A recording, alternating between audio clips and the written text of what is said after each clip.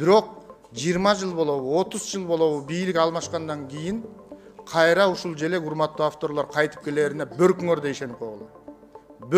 Мынакей кечегине Казакстан коңшу республикадагы бир мезгилде Астана деген шаарын атын өзгөртүп Нур-Султан деген шаар кылган. Туурабы?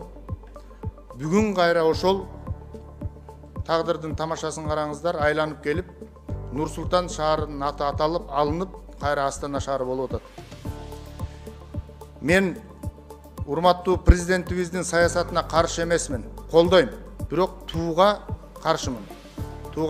Президенттин саясатын колдоп келатабыз, жана да колдой беребиз. Бирок могу тууга болгон менин жеке пикирим, каршы пикирим бар. Мен айтайын дегеним, ушул бийликтин өмүрү узун болсун. Мамлекетте стабилдүүлүк болсун. Байрагыбыз түшпөсүн.